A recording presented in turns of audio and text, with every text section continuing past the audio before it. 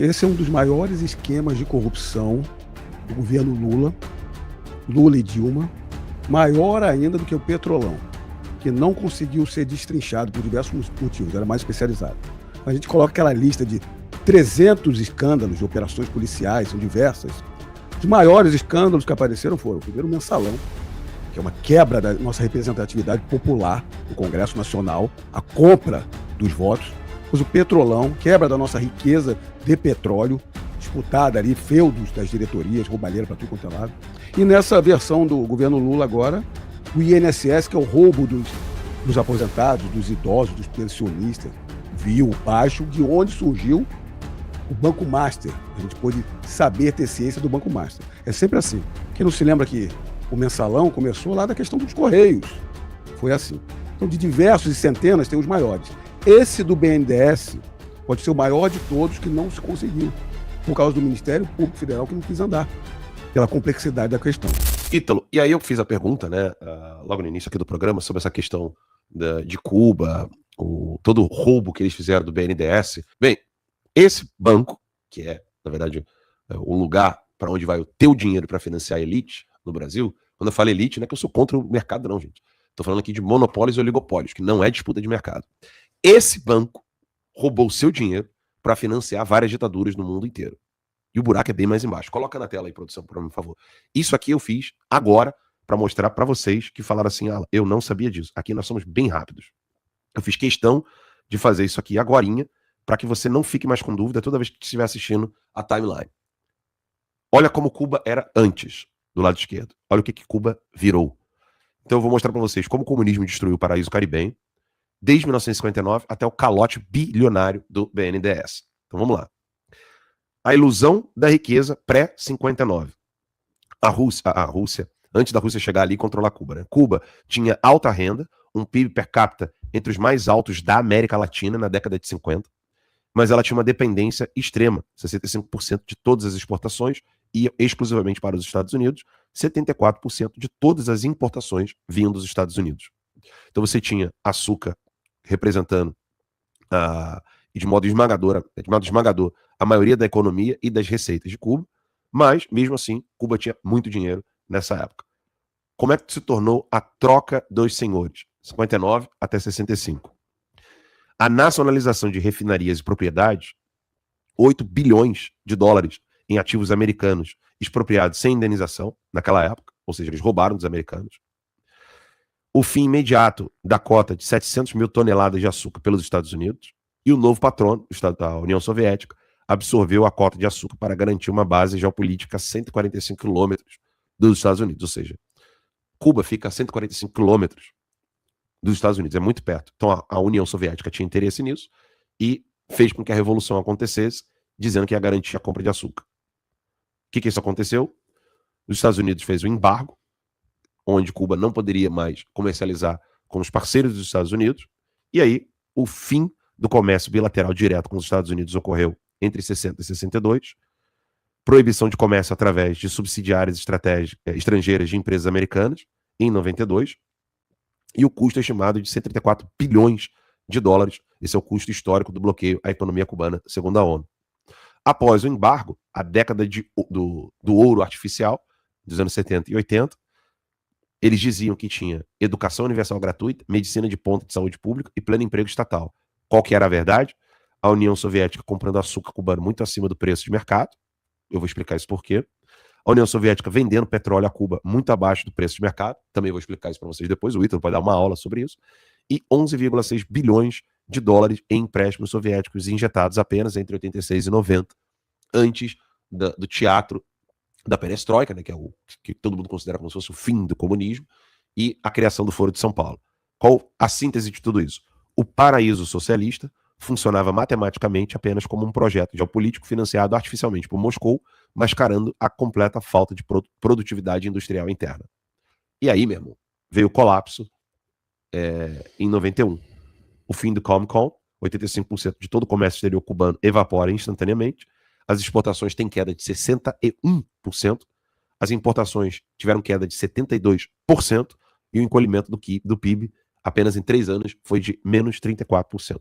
Sem o bloco soviético, a economia artificial implodiu imediatamente, o país estava isolado, desindustrializado e sem fluxo de caixa. E aí vem a realidade da fome. Apagões de até 16 horas diárias, tratores industriais substituídos pelo uso de cavalos e bois na agricultura, rações estatais cortadas a 1/5 do nível anterior, o cidadão cubano médio perde 9 quilos de peso corporal na década de 90, e aí você teve a paralisação completa do transporte público e o fechamento em massa de indústrias por falta de peças de reposição soviéticas. Medidas desesperadas de sobrevivência nos anos 90, que foi a criação do Foro de São Paulo. Legalização do inimigo, o dólar americano passa a circular legalmente para capturar remessas de exilados. Investimento estrangeiro direto, que é o FDI, acabou sendo permitido, especialmente em redes de hotéis europeus. Turismo de massa, a ilha reabre suas portas ao turismo internacional como principal fonte de divisas. Além disso, tem a prostituição envolvida ali. Concessão de licenças limitadas para pequenos negócios privados, paladares, táxis, etc. E aí, para manter o poder político, o regime comunista foi forçado a adotar as ferramentas do mercado capitalista, criando profundas contradições internas. A armadilha da moeda dupla e a tal da nova desigualdade. O peso cubano. O mundo estatal, usado para pagar salários de médicos, professores e funcionários públicos, acesso apenas a produtos racionados de baixa qualidade, extrema pobreza. O mundo global circula no turismo, nas gorjetas e nas remessas internacionais, acesso a supermercados abastecidos, bem importados e luxos básicos, a nova elite. Era assim que estava acontecendo em Cuba. Quem tinha peso cubano ficava preso no mundo estatal. Quem tinha dólar e algum tipo de moeda europeia podia ter acesso à nova elite. E aí, anos 2000, o Lula vai ser eleito em 2002, e aí Cuba começa. Venezuela, a nova União Soviética Caribenha, o fornecimento de petróleo altamente subsidiado em troca de milhares de médicos cubanos, que é onde entra o Brasil e a Venezuela. A China trabalha na reestruturação, que fazendo com que as dívidas históricas e fornecimento de crédito atrelado à infraestrutura básica lá em Cuba. E o Brasil, com alinhamento ideológico durante os governos de Lula e Dilma, resulta na abertura de linhas de créditos massivas via BNDES. Incapaz de gerar riqueza interna, o modelo centralizado cubano depende ciclicamente de buscar patronos externos com afinidade ideológica para evitar o colapso. O dinheiro brasileiro e a ilusão do Porto de Mariel. O projeto, ampliação do Porto de Mariel em Cuba e do aeroporto José Martí, em Havana. O que foi enviado do Brasil para Cuba? 3,4 bilhões de reais à época. 682 milhões de dólares. Esse foi o financiamento. As condições, os prazos alongados e fraternos, de até 25 anos para pagamento. A justificativa, exportação de serviços de engenharia. Contratos executados por grandes empreiteiras brasileiras, como a Odebrecht. Isso aí tudo está na Lava Jato. Para quem não sabe, a gente vai ter que fazer um dia só sobre Lava Jato, mas isso aí é o que aconteceu. E aí como que aconteceu o calote? Cuba, desembolsando, o Brasil desembolsou para Cuba 3,4 bilhões, com saldo devedor de 2,3 bilhões, e a situação de prestação em atraso. 153 atrasados, 3 a indenizar, 140 já indenizados. Venezuela, 7,8 bilhões desembolsado, saldo devedor 1,2 bilhões, com 552 atrasados, 42 a indenizar, 512 já indenizados. O FGE, que é o Fundo de Garantia de Exportação, a inadimplência iniciada em janeiro de 2018, quando o calote acontece nas obras externas, o seguro é acionado e a conta é transferida diretamente para o contribuinte brasileiro, ou seja, quem pagou essa conta foi você. A síntese da anatomia da ruína: ineficiência estrutural, estrangulamento externo e a dependência crônica. Essa é Cuba, que ninguém te conta, esse é o PT, que ninguém fala para você. E se o Ítalo quiser fazer algum comentário, eu ainda quero mostrar o detalhe do Porto de Mariel em si e tudo que o PT fez lá em Cuba. É um absurdo que a imprensa brasileira não relembra isso, não fala disso, porque eles pegaram a fala do Flávio Bolsonaro falando de terras raras, pegaram essa fala do Flávio Bolsonaro como se o Flávio Bolsonaro quisesse colocar o Brasil de joelhos para os Estados Unidos, quando na verdade essa imprensa está calada até hoje com relação a isso que eles fizeram com Cuba por meio do BNDES e Odebrecht, Ramage. E é pro Ítalo ali? Então vamos comigo aqui. Ítalo, quer comentar?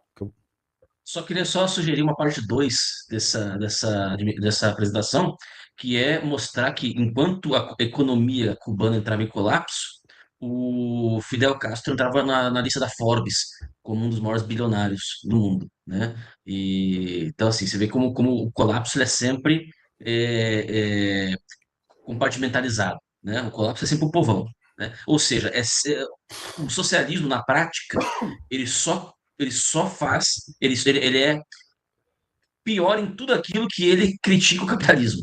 Essa é a ironia mais demoníaca desse sistema, né? Ele consegue piorar tudo o que ele propõe como solução, né? Então, acho que isso vale uma parte 2 talvez, dessa apresentação. Diga lá, Ramalho.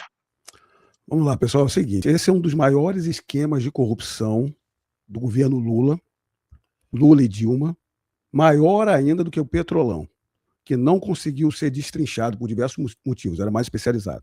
Quando a gente coloca aquela lista de 300 escândalos de operações policiais, são diversas, os maiores escândalos que apareceram foram, primeiro, o mensalão, que é uma quebra da nossa representatividade popular no Congresso Nacional, a compra dos votos. Depois o Petrolão, quebra da nossa riqueza de petróleo, disputada ali, feudos das diretorias, roubalheira para tudo quanto é lado.